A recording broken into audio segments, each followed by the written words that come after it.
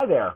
You're watching Sipping Off the Cuff on Tequila Aficionado Media on all of our platforms. I'm Mike Morales here in San Antonio, and that young man is Jim Johnson in Youngstown, Ohio. Jim. We're breaking in our new back run, our new backdrop. I like it. Is the banner. This is the banner that's going to be with us on the Great Festival Chase. So we figured we'd throw that back here so you don't see all the cats and dogs walking behind me. I'm breaking in mine. My wife had me hang a mirror, so I have my new backdrop behind me as well. Good. I can see your cabinets from here. Yes, full of Glencairn glasses that might not get used. Hey, well, tonight we have the distinction of tasting and analyzing Don Ryno, also known as Ryno Tequila. I think they're going by Don Ryno, but take a look at this. These guys are I believe it's a series of three gentlemen who are involved in this tequila. This is an organic Blanco. In fact, the whole line is organic, Jim. And I got to go on record, man. I really do love the packaging. This is not the original packaging. This is their new branding packaging. That's cool. It's pretty cool. I mean, when I first pulled it out of the box and it had the bubble wrap on it, I said, it's kind of akin to a Patron bottle. It's definitely not. It's built like this to be, and it's an oven. Right. This is what they're doing is they're paying like an homage to their process. Just to be, I like it. Just well, I do too.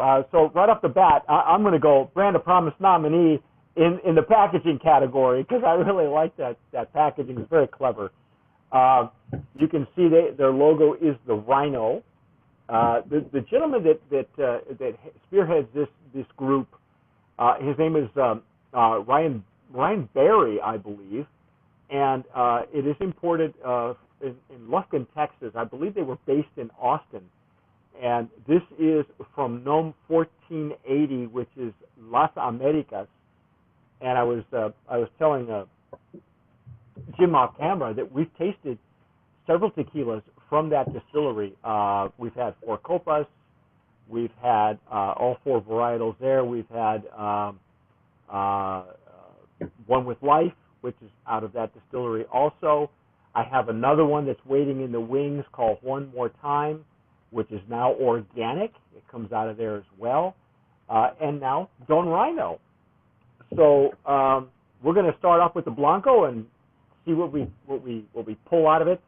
I'm using my Stossel Jarrito. And Jim, this is your first time using these. Yeah, cool, good deal. I'm really anxious to. I don't know. Have you tried it? Have you tried using it before, off camera, or before tonight? No. We're gonna go fresh for this one. Hey, we're gonna break the seal on these. Okay, why not? There we go. Now, as you can tell, you don't need a whole lot of a sample to get anything out of the jarrito. Well, I tell you what, the glass works because I can smell that just away from it better than I have anything we've tasted yet so far. So it's already hitting. That's pretty good. I told you these things were really cool. That done, I was like, what is that? What's that smell? Yeah, really. Well, it's drawn to the smell when I can actually smell it. The thing is, that's why you don't need a whole lot of a sample to, and it's almost immediate. So it's funny how it just the aroma and the flavor just kind of just gets to you right away. Yeah. Oh, wow. Oh, I love that. That's really sweet and clean. Now, we were nice enough to get some POS material. It's everything you need to know about this tequila is right here on one sheet. Okay, it is an organic Blanco. It is clear. It's 80 proof, and on the bottom, their whole process is described on the bottom of the sheet. Crushing roller mill, open air fermentation. They are cooked in stone brick ovens, so it's mamposteria. So they're using the old-fashioned, which explains the oven look. I mean, you can see the bricks in the wall and all that. Stainless steel distillation, double distillation in stainless steel tanks with copper coil, and we'll get to the aged versions here when we do the Repo Añejo and Extra. What do you think so far, Jim? What do you? I smell a lot of citrus too. I get a lot of like a lime zest. It's a sweet citrus. Yeah, a sweet citrus and a little bit of. It's really clean though. It's a real fresh, clean aroma in it, and a question, Mike, for organic tequila, obviously the cultivation of the agave has got to be organic. Right. So there's got to be a newer trend for the amount of time it takes to raise an agave plant that more and more are coming up with organic, because that's an arduous process, even if you're doing it like corn. I mean, to get it organic takes a long time before the soil's classified that way. So is this more of a trend coming out in the last 10 years as opposed to, because this is the first one I've had the pleasure of tasting. So it is. I would say it's a good trend for about 10 to 12 years. Okay. The first couple of tequilas that came out officially as organic were Casa Noble. They received their organic certification from BioAgricert, which is the same certification agency, the same certifying agency as everything that comes out of Las Americas. And the second one that came out and is as well known is Alquimia, which I'm not sure if Alquimia is available in Ohio for you. It might be available in Pennsylvania, or I know it's in New York. But those are the two major ones that have come out. There are several others now, and yes, it is a trend, even though now we're in the middle of an agave crisis. Right. These Las Americas is about the only full-time organic distillery. You know, if they're using their own agave, it's certified organic. And organic certification requires two different things. It requires a from the field to the distillery, and then from the distillery to the bottle. And once all that is evaluated, they get the rights to use the USDA seal on their bottle. So you can see it. It's in very small lettering here, but that's the USDA seal. And so it would make sense that these organics are all coming from the same gnomes as that trend gets bigger, because they've got the certification down. Right, but they pay for that certification because, for instance, there are the smaller co-op distilleries where they're owned by several organic farmers. If let's say one farmer wants to have his brand as certified organic, then it is his. It's on his dime. And so even though there's an organic tequila coming out of there, if one of the other growers in the co-op wants his brand organic, he will have to pay for that privilege. Right. So Las Americas is a large distillery, and they make several brands. And even if you want to be organic, you will have to pay to get that brand certified as organic. That means you'll be using the organic agave that they supply to you. So right. I don't know anybody directly at Las Americas. I would imagine that they have people that come to them and say, well, I want to use my own agave. Then that's cool, but you can't be certified organic unless your agave is also organic. Have to have the certification before that goes on the bottle. Exactly. And so the only other distinction is how many flavor profiles, how many different organic tequilas especially Blancos, can be produced with different flavor profiles. So we'll see. I don't know. I'm every time I smell or taste one of these, there's always something different. And I, the fact that they're organic, I think, that right now the idea of vintages is really big in certain other distilleries like Ocho, that's the La Alteña distillery, where Right. different fields have different terroir and different microclimates. And if they're certified organic, then naturally you're going to get a little bit different flavor profile. So Right. I'd imagine that these folks rotate their fields, so you're not always going to get the same. You're not always going to get the same characteristics. They might be similar, but they won't be exactly the same. I'm really liking this nose though. It's very it's soft. It's not harsh at all. It's very soft, and it's just got a freshness to it. That sweet citrus flavor.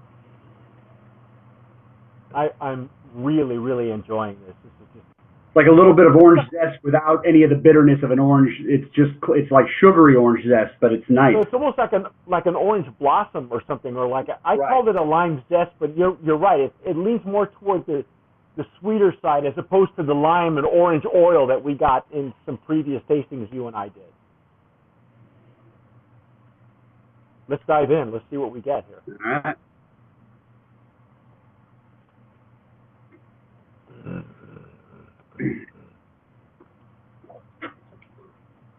Oh wow. Oh my gosh. The same thing on the flavor profile. That kind of that sweet citrus and that cleanliness, and it's a very smooth. Man, it's hard for me to when I identify citrus flavors to not get that sense of a little bit of a tang. This doesn't have that. It's like how would I put it? Like it's almost like the sweetness of orange in a dessert orange. Like you can taste the citrus, but there's some sugar built into it. Well, it's not sugar like a cloying or like a Cointreau. It's not a syrupy, and Right. and yet it's not a zest. And my thinking is that I'm thinking it because they're baked, they're oven baked. These agaves. Right. It's almost like a mellow orange. It's like nectar sugar, like if you had a cane juice sugar that would be not that real hit of sweetness and saccharin, but just kind of I get it, but it's just there. It's behind the scenes. How do you like the finish? The finish on this one's nice. It's like a medium to long. I got that. Yeah, nice and long, and but again, it's soft the whole way. It's not abrasive. It's not all that citrus flavor that I sometimes catch getting a little bit of tangy or a little bit oily is not there. It's really, you can keep it in your mouth a little longer than. Yes, yeah. It's now it's open air fermentation as well, and I'm sure the copper coil, the distillation, the double distillation with the copper coil has a lot to do with it too. It's just enhancing the flavor of the agave for. The other thing too that I've noticed, whatever they're doing in the baking, I'm not getting some, like, sometimes you and I have touched on a little bit of bitterness on the back end, Right. which it could be a little bit of the caramelization of an agave in the oven too long, and that's not a bad thing.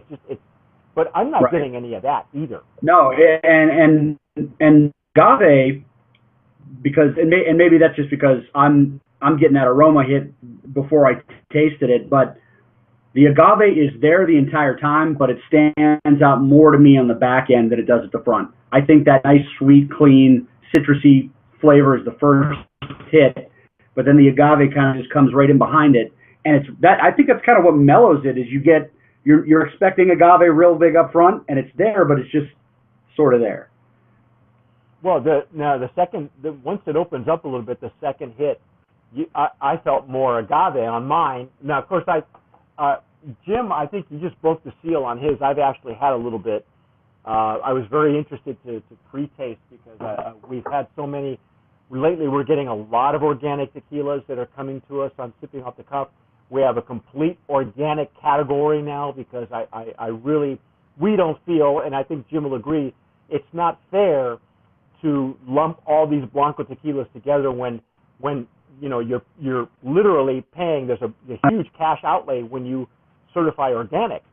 So you want to be different. You want to distinguish yourself. Right, well, and there's a reason they did that. So if they're not doing it just because they want to slap that label on and think that people are going to, oh, it's organic, great. Yeah, I mean, no, not it. It means something to them, and it should mean something to us as consumers. And really, it will also mean something to you when you go shopping, and you'll see, you know, it's an organic tequila. It's a couple of bucks more, $3 or $4, $5, maybe $10 more. And you'll know why. Yeah. You know, people right now, a lot of foodies are very. It's very important. You know, from farm to glass, from farm to table.